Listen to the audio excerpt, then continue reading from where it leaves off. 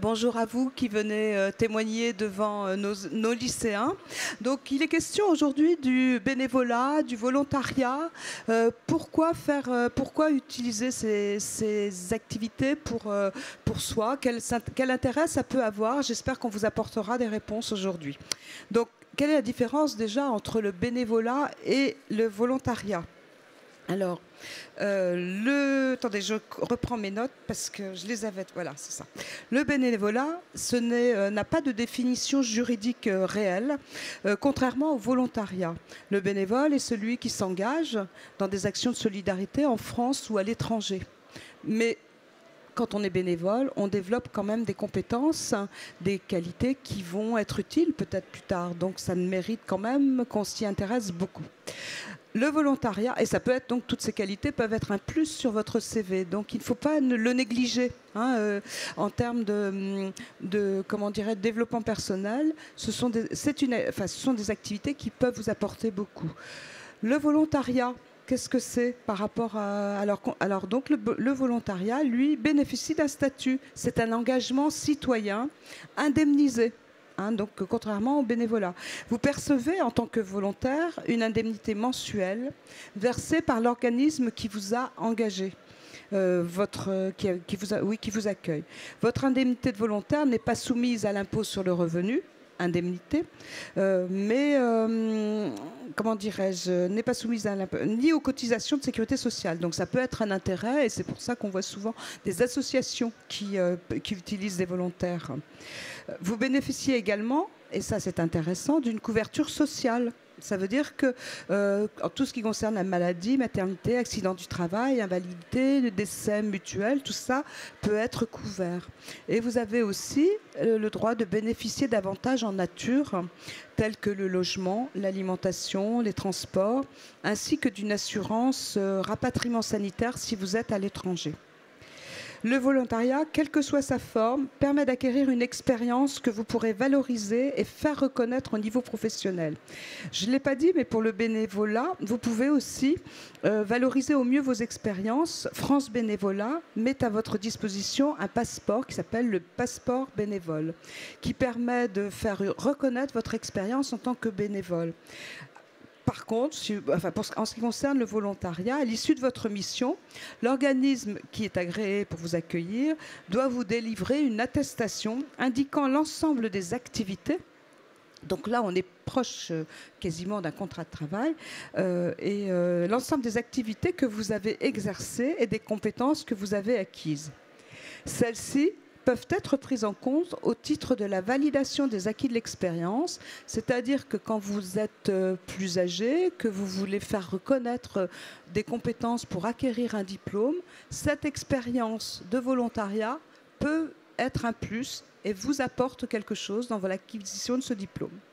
Voilà, j'ai fait ma part. J'espère que je m'en suis sortie à peu près correctement. Et donc maintenant, les témoignages. Donc, attendez, je reprends le plan. Excusez-moi, je prends cette table ronde au pied levé.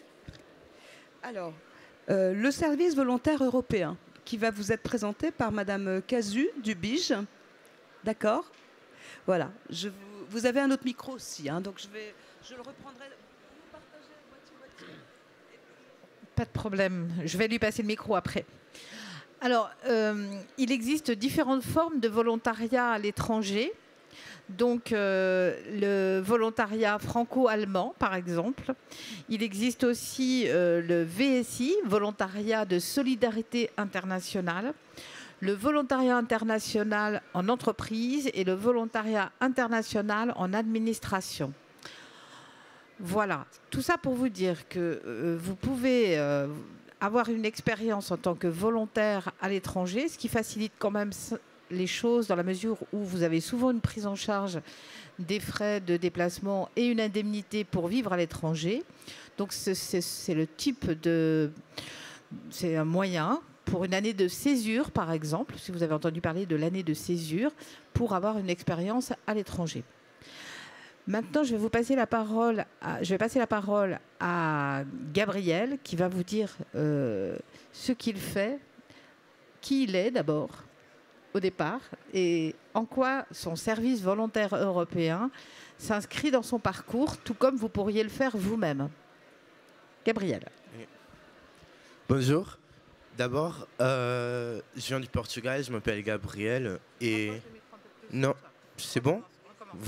Ok. Ok. Je fais un service volontaire européen au BIJ, Bureau Information Jeunesse de Brest, et je suis portugais. En fait, j'ai découvert le service volontaire européen. Non, non, c'est bon, merci. J'ai découvert le service volontaire européen au Portugal quand j'étais en terminale. Il y avait une intervention par des volontaires européens de la Pologne et de l'Italie. Ils m'ont fait découvrir le service volontaire européen. Ils savaient que je voulais faire quelque chose avant mes études à la fac et prendre une année sabbatique. Et voilà, je pensais que partir à l'étranger pendant 9 mois, ça serait super intéressant pour améliorer mon français, traverser le BIJ, voilà. Ou, voilà, ma mission, ce que je fais au BIJ, c'est à peu près, j'aide les gens qui veulent partir à l'étranger. En fait, je les aide avec ces CV, lettres motivation. Je fais pas mal du tutorat d'anglais et plein des projets du niveau international et d'intervention comme ça. Le service volontaire européen est super intéressant pour tout le monde qui a de 18 ans à 30 ans qui veulent partir à l'étranger pendant presque une année. Et ils peuvent, il y a plein de projets en fait au niveau social, dans des lycées. Il y a beaucoup de projets dans les lycées. Et vous pouvez partir à chaque pays de l'Union européenne, au même pays un peu dehors qui ont des partenariats comme la Turquie, la Russie et des pays comme ça. Voilà, je pense que c'est un peu bon. Voilà. Vas-y, dis-nous, qu'est-ce que tu faisais juste avant et ne mets pas la main sur le micro. Là, Ok. Ce que je faisais avant, oui, c'est ça. Bah, j'étudiais, j'étais lycéen et avant de partir, avant de faire mes études à la fac, je voulais prendre une année sabbatique, c'est ça. Voilà pour le service volontaire européen qui est accessible à tous. Pour tous les jeunes donc de 18 à... Enfin, un peu plus tôt, mais en règle générale, on fait partir des jeunes majeurs. Et vous avez droit à vous... Enfin, vous pouvez partir dans un pays européen pour une mission de 2 à 6 mois ou 1 an. C'est possible. Voilà. Pour cela, vous devez vous informer auprès des structures qui sont agréées et qui sont des structures d'envoi, dont le Bureau Information Jeunesse. Voilà. On reparlera ensuite de la valorisation des acquis après. Oui. Je voulais poser une question à Gabriel, qui arrive donc dans un pays étranger pour lui. Comment s'est passée votre arrivée? C'est-à-dire que bon, vous arrivez, vous ne connaissez personne. Le témoignage, ça peut. Est-ce que c'est pas inquiétant, angoissant? Est-ce que quelqu'un vous accompagnait? Enfin voilà, hein, vous voyez ce que je veux dire? Oui, bien sûr. Bah, déjà, j'ai 18 ans et c'est toujours un peu bizarre de penser que tu vas partir à l'étranger, tu connais personne dans l'autre pays et tu vas être Moi, je suis tout seul dans un appartement, dans un nouveau pays avec un autre travail. C'est la première fois que je fais quelque chose un peu plus professionnel. Et oui, ça a fait un peu peur avant de partir, c'est vrai. Mais en fait, je pensais toujours que il faut découvrir, il faut essayer et bon. Une autre question, alors tout ce qui concerne le logement, etc., comment vous avez procédé? Dans le service volontaire européen, tous les frais de logement et des transports et tout ça sont pris par le programme Erasmus+. Du coup, j'ai pas dû chercher un logement, c'était le BIJ en fait qui l'a trouvé. Et tous les années qu'ils prennent un SVE, un service en volontaire, ils ont déjà le logement, voilà. D'accord, voilà. C'est intéressant de le raconter parce que c'est vrai que quand on a 18 ans, on n'imagine pas comment vont se passer les choses. Hein. Donc voilà. Donc, et alors, qu'est-ce que ça vous apporte alors personnellement? La première chose que je pense, c'est vraiment on devient plus indépendant. Voilà, tu dois tout faire tout seul. Et vraiment, l'indépendance, c'est la première chose que je me souviens. Après, le niveau linguistique, tu dois parler une langue chaque jour. Mais pour moi, c'est le français et aussi l'anglais. Ça aide beaucoup chaque jour. Et après, le service volontaire européen, c'est très bon pour mettre sur ton CV, pour valoriser. Il y a plein d'outils pour valoriser l'expérience et votre projet. Bien, mais merci Gabriel. Merci. Madame Cazu, avez-vous des choses à rajouter? Non, moi je voulais savoir si il y avait des jeunes qui avaient des questions à poser maintenant, parce que après on passera à autre chose. Est-ce que vous auriez des questions à poser à Gabriel? J'ai l'impression. Voilà, merci. Est-ce que ça a été compliqué l'intégration avec les personnes? Enfin, comment ça s'est passé quand vous êtes arrivé en France avec les personnes? D'abord, j'aime bien penser que je suis une personne qui est à l'aise de parler avec les autres. Et du coup, quand je suis arrivé, en fait, j'ai une collègue, elle s'appelle Lucille, elle est en service civique au BIGE aussi. Et c'était un peu pour m'intégrer dans un peu la société locale. Elle m'a montré ses amis et tout ça. Mais après, avec le service volontaire européen, vous avez un tuteur ou tutrice qui est chargé de vous aider avec vos projets. Mais après, il y a aussi un mentor qui vous aide à intégrer dans la société locale. Il vous fait découvrir des personnes, les locaux et tout ça, la ville. Et c'est super intéressant. Et c'est vrai que ça peut être un défi. Il y a beaucoup de monde qui a des problèmes en fait à s'intégrer, à trouver des personnes pour sortir et tout ça. Mais normalement, les personnes que je connais, il y a ces volontaires européens ici après cette année. Et tout le monde, ça passe bien avec tout le monde. Vous voyez donc une belle façon de découvrir l'étranger et de ne pas perdre son temps, entre guillemets, hein, puisqu'on y construit un parcours, on prépare son parcours professionnel. Est-ce que vous avez des choses à rajouter tous les deux ou non? Des questions encore? Non? Bah, on y reviendra hein, si vous avez besoin. Donc, Monsieur Lestido va nous présenter maintenant, donc de la Ligue de l'enseignement, va nous présenter maintenant le service civique, qui est une autre façon d'acquérir, d'entrer dans du volontariat et dans de l'engagement, et qui va donc va nous présenter toutes les. Voilà, Monsieur Lestido. Oui, bonjour. Donc moi, je suis de la Ligue de l'enseignement, qui est une grosse fédération d'associations qui était, avant que les administrations accueillent elles-mêmes des volontaires, l'organisme qui accueillait le plus de volontaires en service civique en France. Dans le département, on accueille chaque année une trentaine de volontaires qui travaillent, qui sont en mission auprès de nous à la Fédé, ou qu'on met à disposition des associations de notre réseau, donc sur des missions sportives, sur des missions culturelles, sur des missions sociales, à l'intérieur de plein d'associations brestoises, des patronages laïcs, des maisons de quartier, mais aussi des associations sportives ou des associations culturelles. Donc ça peut intéresser toutes sortes de jeunes, en fait. Voilà, toutes sortes de jeunes, et voilà, mais sur Brest et puis sur le département. Alors qu'est-ce que c'est le service civique? C'est une mission qui dure au minimum 6 mois, au maximum 1 an. En général, la mission la moyenne plutôt est autour de 7 ou 8 mois. C'est un gros investissement puisque c'est au minimum 24 heures par semaine. Et là aussi, la moyenne se situe entre 25 et 30 heures par semaine. Chez nous, à la Ligue, c'est 24. Mais voilà, il y a plein d'organismes qui accueillent des volontaires et les conditions sont un petit peu différentes suivant les organismes. Donc c'est un gros investissement. On disait tout à l'heure, les volontaires, le bénévolat, c'est très peu défini. Le volontariat, c'est un petit peu plus défini. Moi, j'ai un peu tendance à dire que qu'est-ce que c'est qu'un volontaire? C'est un bénévole. Et c'est un bénévole que l'État indemnise pour lui permettre un très gros investissement, puisque faire cadeau de 24 heures de son temps à une association ou à une organisation pendant 6 ou 8 mois, c'est un très très joli cadeau que vous nous ferez peut-être. Voilà. Quelques chiffres peut-être.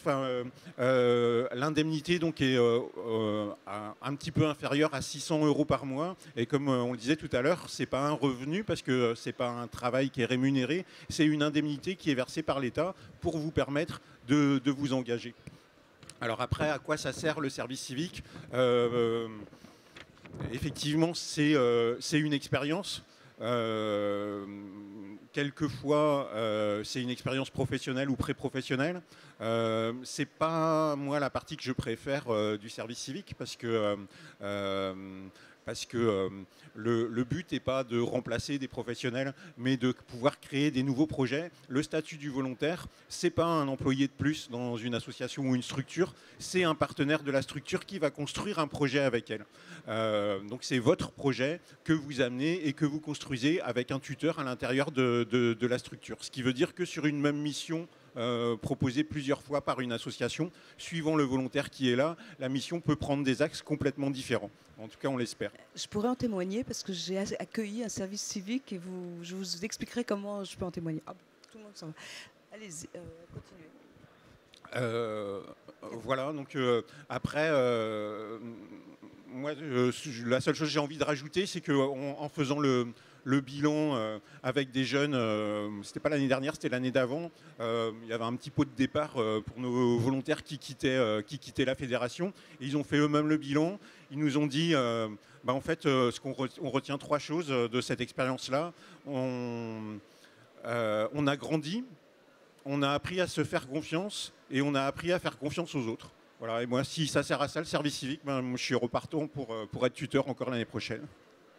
Je passais la parole peut-être à Céline, qu'elle puisse nous dire ce qu'elle vit, elle, en tant que volontaire. Ouais.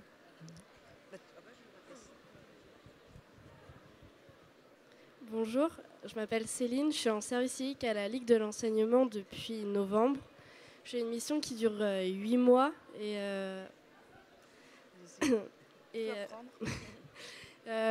en moyenne, je fais 24 heures par semaine. Enfin, légalement, je dois faire 24 heures par semaine. Généralement, je suis aux alentours de 25, 28, voire 30, en fonction des périodes. Voilà. Donc, j'ai une mission sur la lecture, écriture et culture pour tous. Donc, c'est même très vaste, ce qui me permet de voir beaucoup de choses. Je suis un peu tous les animateurs de la Ligue dans leur mission. Donc, j'ai participé à des échanges sur le harcèlement scolaire, le cyberharcèlement. J'aide pour le programme de Lire et faire lire, ce qui est un programme où les plus de 50 ans viennent lire aux enfants dans les écoles, les PMI, dans les hôpitaux, chez le médecin. Donc, je m'occupe de tout ce qui est formation, un peu l'administratif. Et là, j'ai vu avec ma tutrice pour faire une mission pour créer des kamishibai. Donc, c'est des théâtres japonais en lien avec d'autres services civiques de la Ligue qui travaillent à l'EPM. Donc, on voit plein de choses. C'est hyper intéressant. C'est un énorme plus pour moi dans mon CV, sachant que je suis en année de césure. Donc, en gros, c'est une année de pause dans mes études.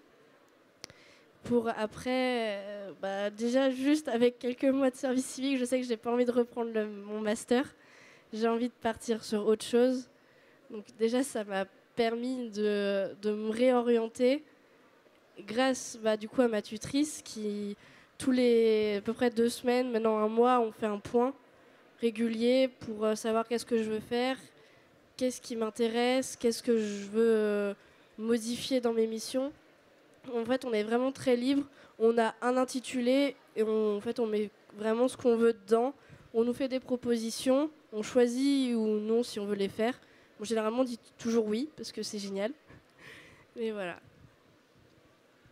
Des questions à nos intervenants ?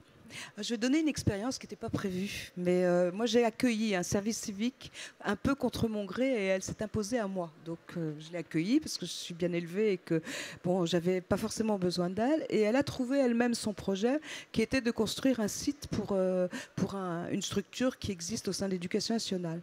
Donc pendant 6 mois on l'a gardée et j'aimerais bien parler des compétences acquises. Il ne s'agit pas seulement d'avoir des connaissances supplémentaires, mais j'ai vu cette jeune fille qui sortait de sa formation de BTS, devenir une future professionnelle. Elle a appris peut-être même à s'habiller, à se poser, à défendre ses projets. Elle a appris à avoir des relations avec des institutionnels. Et j'ai été très surprise. Alors c'est vrai que nous, on n'a pas forcément 50 000 tâches. On n'avait pas besoin d'elle vraiment. Mais j'ai vu quelqu'un grandir, mais vraiment au sens réel du terme. Et figurez-vous qu'après, elle a trouvé un emploi. Et c'était pas forcément prévu. On l'a aidée à rechercher des formations, par exemple, mais elle a trouvé un emploi et elle a dit elle-même aussi qu'effectivement, ça l'avait fait beaucoup changer. Et je pense que ça peut être vraiment très intéressant en année de césure, par exemple, où on est dans les études depuis un moment, de faire ce choix-là pour alimenter non pas seulement son CV, le CV en soi c'est pas grand-chose, mais sa réussite de l'entrée dans le monde du travail. Parce que vous apprenez les codes du travail, vous apprenez les relations sociales, vous apprenez des tas d'autres choses, mais tous ces comportements, toutes ces compétences sont autant de temps gagnés après lorsque vous rentrez sur le marché de l'emploi. J'ai envie de le dire parce que c'était tellement sympa de voir cette jeune femme grandir, hein, donc j'imagine que c'est la même chose pour vous. Voilà. Bien, est-ce que vous avez d'autres choses à rajouter ? J'ai envie de rebondir sur une phrase. Vous avez dit on n'avait pas besoin d'elle. Et moi, j'ai une affiche dans mon bureau qui me fait gagner du temps avec les organismes d'accueil et qui dit si vous avez besoin d'un volontaire en service civique, c'est que ce n'est pas d'un volontaire en service civique que vous avez besoin.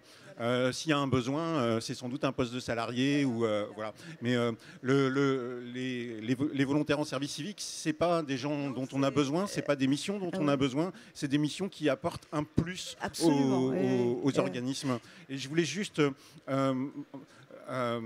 pour inverser un petit peu la logique de recrutement sur le service civique, parce qu'on a tendance à être confronté à des offres de mission auxquelles on répond comme des offres d'emploi. Je voulais aussi témoigner de l'expérience inverse, c'est-à-dire que moi, je pense à une jeune en particulier qui était une gymnaste investie depuis longtemps dans son club de gym, et puis qui a fait des études de danse et qui a proposé elle-même à son club de créer une mission de service civique pour elle, où elle a fait pendant une année scolaire, elle a animé des ateliers de danse pour les gymnastes, donc avec l'idée d'amener... Alors, très concrètement pour un club de GRS, d'améliorer les notes artistiques des athlètes, on va dire, mais aussi de faire découvrir une pratique culturelle à des sportifs, et aussi, puisque la GRS est un sport individuel, de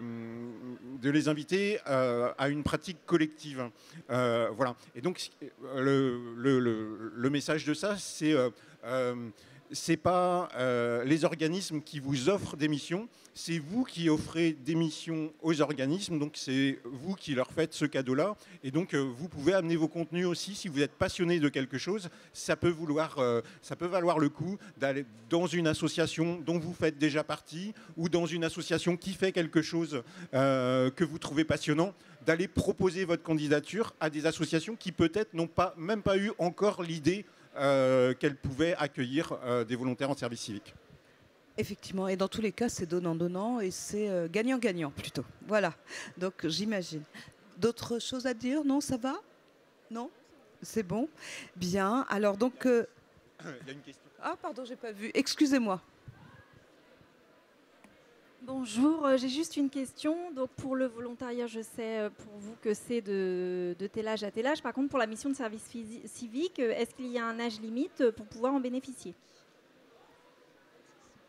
Alors là, la réponse est simple. Le service civique, c'est de 16 à 26 ans. C'est-à-dire il faut avoir 16 ans révolus. Et on peut signer un contrat de service civique, et on l'a déjà fait, jusqu'à la veille de son anniversaire de 26 ans. Voilà. Et c'est jusqu'à 30 ans pour les personnes qui ont un handicap. Merci. Merci. Donc maintenant, Madame Autrey va nous présenter l'UE Libre et l'année de césure. Alors je ne me rappelle plus ce que ça veut dire. Engagement étudiant. Engagement étudiant, oui, pardon, excusez-moi. Bonjour à tous. Donc moi, je travaille à l'Université de Bretagne occidentale. Je suis responsable de la vie étudiante et donc on a vu plein d'expériences d'engagement. Et l'idée de l'université, c'est de valoriser ces engagements dans le cadre de votre formation. C'est-à-dire qu'au-delà des cours que vous pouvez avoir disciplinaires, académiques de la formation, c'est aussi de se dire que tout ce que vous faites à côté, ça a du sens aussi pour cette formation-là et donc ça peut être valorisé. Donc on a mis en place ce qu'on appelle une unité d'enseignement libre. Alors c'est quoi ces unités d'enseignement libre? Ce sont des cours qui viennent, on va dire, en plus de votre formation disciplinaire, académique que vous avez choisie, ce qui vous permet normalement de découvrir d'autres choses, tout simplement. Donc sur vos 3 années de licence, vous devez en prendre 2. Et donc moi, celle dont je m'occupe, c'est celle de l'UE Libre Engagement Étudiant. Et cette UE-là, l'idée, c'est de valoriser ce que vous faites, pas forcément à l'université, ça peut être en dehors, dans une association autre. Donc des services civiques, par exemple, qui sont investis dans une association, des SVE aussi, pourquoi pas. C'est plus compliqué parce que voilà, ils ne sont pas forcément inscrits chez nous. Ça peut être aussi des bénévoles associatifs dans des assos étudiantes. Et l'idée, c'est de dire que tout le temps que vous passez dans ces engagements-là, il va être valorisé. Donc, cette UE-là, elle est disponible sur les 3 années de licence. Elle vous offre 2 crédits ECTS, comme toutes les UE libres. Et l'idée, c'est que ce soit une UE où il n'y ait pas beaucoup de cours pour que vous puissiez vous investir pleinement, puisque c'est quand même l'objectif de cette valorisation-là. Ensuite, le deuxième dispositif que l'on met en place et que les universités de manière générale mettent en place, c'est l'année de césure. Alors, comme on l'a dit tout à l'heure, l'année de césure, c'est une pause, on va dire, durant sa formation, qui permet de réaliser d'autres projets. Parce qu'il faut quand même qu'il y ait un projet derrière. C'est pas juste on s'arrête, on prend un an sympathique et voilà. Donc l'idée, c'est de travailler un projet. L'année de césure, elle vous permet de revenir après et de réintégrer votre formation. Donc c'est une pause. Vous avez toujours vous gardez le statut étudiant pendant cette année-là. Et ensuite, vous pouvez réintégrer la formation que vous avez choisie. Cette année de césure, vous pouvez aussi la prendre dès la première année, dès la L1. Donc quand vous faites vos vœux ou vos choix sur Parcoursup, vous pouvez cocher une petite case césure.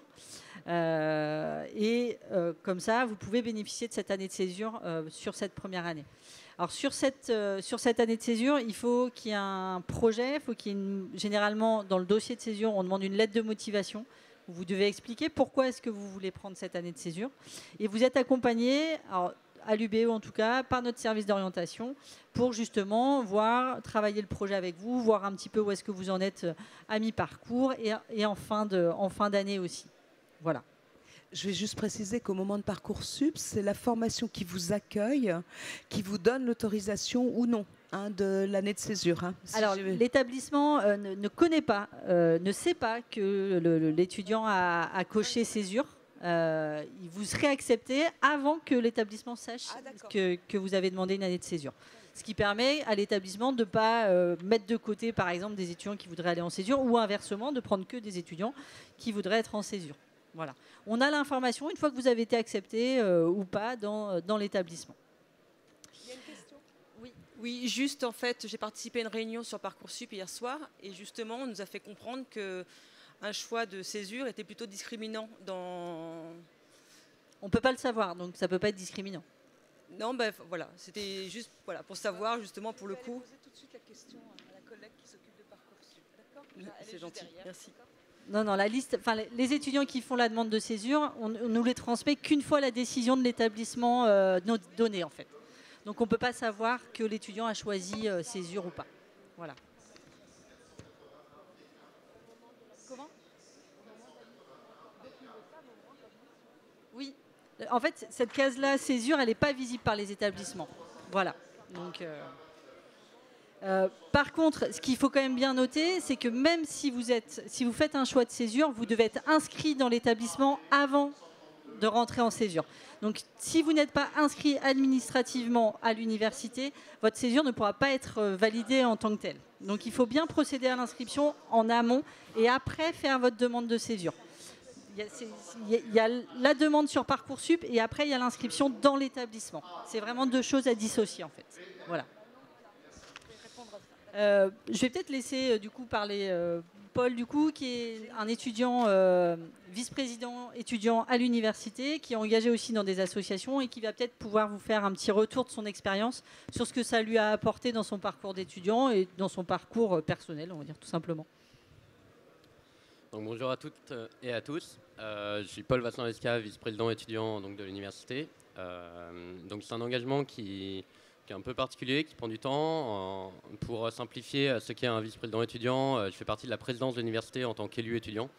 Je suis également membre du bureau de la vie étudiante avec Elodie Autray. Et donc voilà. En fait, au niveau de mon parcours, je suis en 3e année de biologie. Alors, je ne suis pas en année de césure, même si c'est un engagement qui prend du temps. Étant donné que c'est un engagement un mandat qui me prend 2 ans, je fais mon année de L3 en 2 ans. On a cette possibilité-là de scinder l'année en 2, ce qui permet de débloquer du temps en fait, pour l'engagement. Je suis arrivé avec ce mandat-là par le parcours associatif. Donc, tout d'abord, j'étais élu, j'ai fait partie de l'ABEB, donc l'asso des étudiants de biologie, association étudiante de filière. Et petit à petit, en fait, j'ai voulu m'engager de plus en plus dans l'université en tant qu'élu étudiant. Et c'est par ce biais qu'ensuite j'ai été élu dans les conseils centraux et vice-président étudiant. Donc, je vais vous parler un petit peu des associations étudiantes, justement. Donc au niveau de l'université, vous allez trouver plusieurs assos étudiantes différentes. Vous aurez l'asso étudiante de filière, donc, qui va vraiment traiter des problématiques de votre filière directement, faire de l'animation également en termes de soirées ou d'événements culturels. Vous allez avoir des associations transversales qui, elles, vont être au niveau de toute l'université, vont faire des animations pour toute l'université et également d'autres associations comme notamment la FEDB, dont je fais partie, la Fédération de l'association de Bretagne occidentale, donc voilà, qui anime également l'ensemble du campus. Donc voilà, globalement, c'est un engagement qui peut prendre du temps, comme en fait c'est vous qui choisissez au niveau du temps et au niveau de votre engagement. Contrairement à un service civique, où justement on va avoir des heures précisément, là, c'est chacun fait son engagement, ça peut être entre 5 à 10 heures par semaine, comme monter à plus de 30 voire 40 heures par semaine. Ça dépend vraiment de votre investissement personnel en fait. Donc voilà, je ne sais pas si vous avez des questions par rapport aux associations étudiantes. On va peut-être arrêter 2 secondes parce que c'est fatigant. J'espère que vous n'êtes pas concernés. 951 HG. Peugeot, immatriculé AW 807 VM. Dernier appel avant enlèvement. Merci. Voilà. Très bien. Oui. Donc en fait, moi je bénéficie d'un régime spécial d'études. Donc ça me permet de faire mon année en 2 ans et il va y avoir plusieurs dispositifs possibles pour justement valoriser votre engagement et qu'il n'y ait pas de problème en fait pour votre parcours dans ces cas-là. Vous pouvez notamment faire une année de césure, vous pouvez notamment avoir des dispenses d'assiduité. Vous pouvez bénéficier d'un contrôle terminal lorsque vous avez des contrôles continus au niveau de l'année, tout au long de l'année. Donc voilà, vous avez plusieurs dispositions comme celle-ci qui vont vous permettre en fait de pouvoir soit débloquer du temps, soit tout simplement le valoriser, en sachant que c'est vraiment un plus de faire partie de ce milieu, d'un tissu associatif, ou tout simplement d'être engagé au niveau de l'établissement. Ça vous permet d'acquérir certaines compétences, comme par exemple des compétences d'animation avec de la gestion de projet, également des compétences notamment en termes de représentation étudiante pour défendre les droits des étudiants. Ça vous permet de connaître en fait un peu plus comment fonctionne l'université. Donc voilà, ce sont plein de compétences que vous pouvez après valoriser par la suite et qui peut tout simplement ne pas avoir de problème, ne pas dégager de problème après pour votre cursus, car c'est vous qui choisissez en fait le temps et l'investissement que vous allez mettre dedans. Voilà. D'accord. Vous avez l'impression que ça vous a fait changer personnellement aussi ou en termes de compétences aussi personnelles, en fait, développement personnel d'ailleurs pour tous les deux au moins. Vous avez l'impression d'avoir gagné, je sais pas, en assurance, en maturité, etc., etc. Alors oui, forcément, en fait, le fait d'être dans une association, vous allez rencontrer énormément de services, énormément d'acteurs en fait de la vie étudiante, que ce soit au niveau de l'université ou même des acteurs de la jeunesse, tout simplement. Moi, ça m'a beaucoup apporté. Finalement, je me suis rendu compte que je ne veux pas continuer dans la biologie. C'est un choix personnel. Vous n'êtes pas le premier, j'ai l'impression. Voilà, mais c'est vrai que ça peut vraiment développer une vocation, que ce soit dans l'animation, dans la gestion de projet, tout simplement dans le volontariat. Voilà, en fait, ça peut vous apporter énormément d'un point de vue personnel, notamment en termes, par exemple, de gestion d'équipe. Souvent, pour des projets, vous allez fonctionner en équipe. Donc voilà, ça peut vous apporter des compétences qui peuvent vous servir sur le plan professionnel aussi. Oui. Tout à fait. Voilà, parce que vous n'avez pas forcément développé au sein. Alors je ne dis pas que les études ne développent pas ces compétences, mais c'est des choses qu'on développe pour après aussi, je pense. Hein. Vous êtes d'accord avec ce que je dis ? Pour revenir un peu à mon parcours, j'étais à l'UBO, j'étais dans 2 assos étudiantes, je suis toujours dans une. Et donc du coup, le côté associatif m'a permis de découvrir le monde autrement que les facs, les cours, en gros métro boulot dodo parce que j'étais en psycho et que c'était beaucoup de boulot. Et le service civique, lui, m'a plus permis de grandir, on va dire, faire mûrir mon projet professionnel, découvrir vraiment ce que c'était que du coup avoir des heures fixes, même si les miennes ne sont pas trop fixes. Mais vraiment, savoir ce que c'est un 24 heures semaine, parce que j'avais pas à la fac et ni dans le monde associatif. Parce que dans le monde associatif, c'est on met autant qu'on peut, autant qu'on veut. Et c'est génial le monde associatif, je trouve. Mais bon, voilà. D'accord. Est-ce que vous avez tous quelque chose à ajouter ou que vous voudriez repréciser ou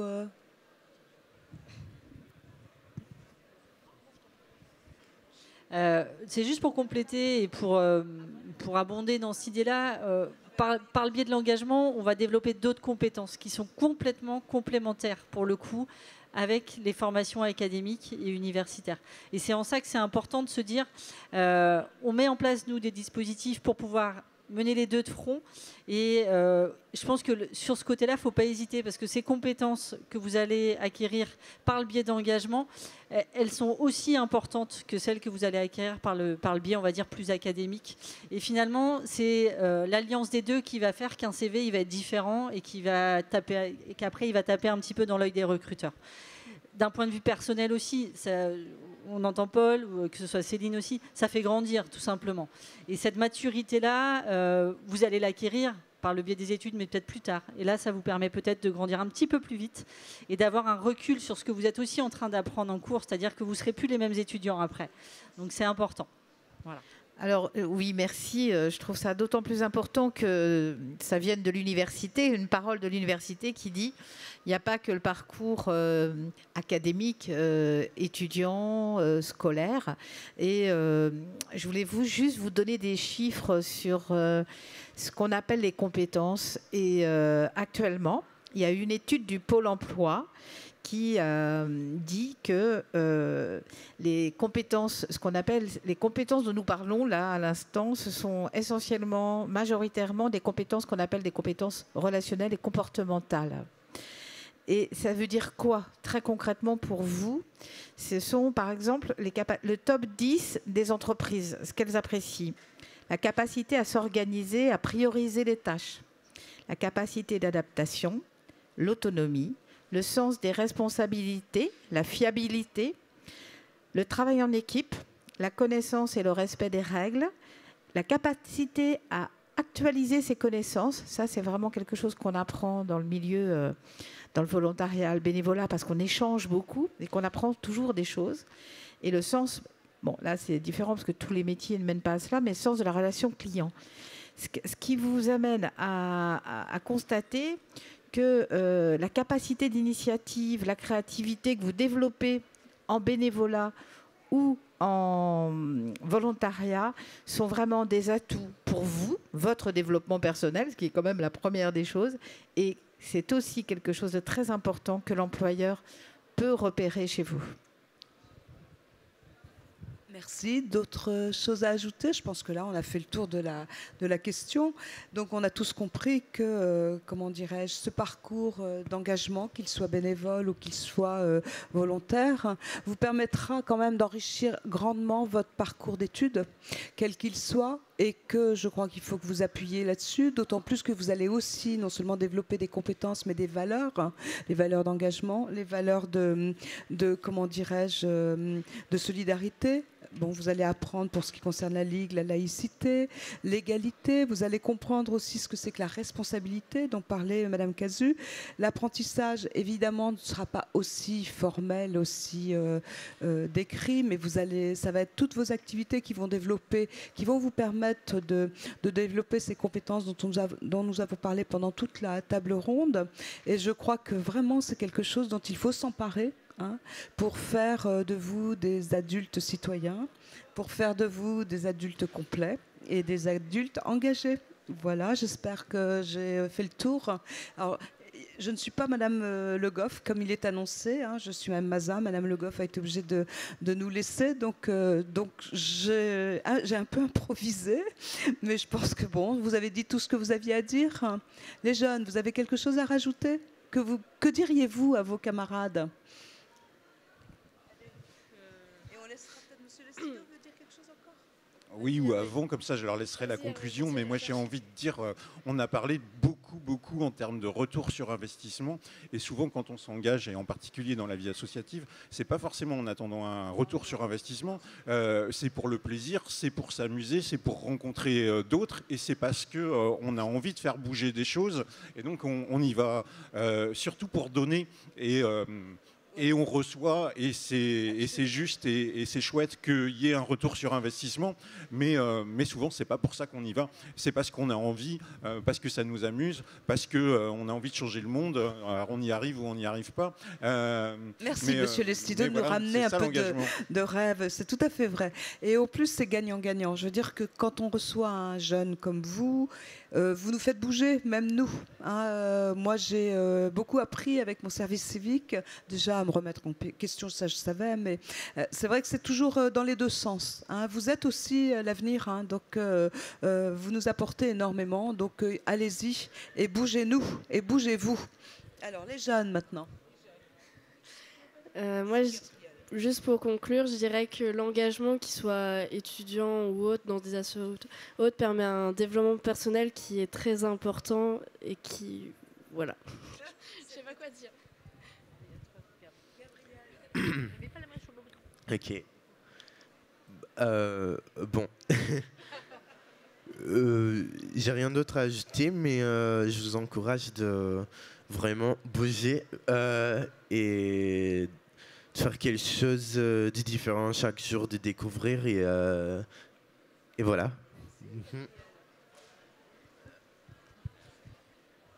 Oui, et puis pour rebondir là-dessus, on va dire également, on pourrait penser que dans une asso étudiante, on va rester cloîtré avec son bureau, ou voilà, et qu'on ne va connaître que sa filière. En réalité, bah, c'est totalement faux, parce qu'il y a tout un réseau associatif, tout un tissu associatif qui va vous permettre de rencontrer les autres associations, d'autres mondes.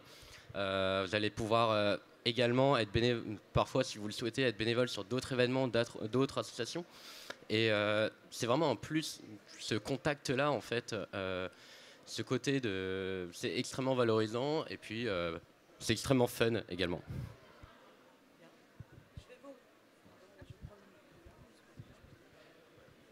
Bien, je vais tous vous remercier pour votre participation et votre engagement auprès de nous, auprès d'Azimut et auprès des jeunes. Et vous, les jeunes, je vous engage à... Je vous remercie de votre présence, d'avoir tenu jusqu'au bout. Ça prouve quand même que ça avait un certain intérêt.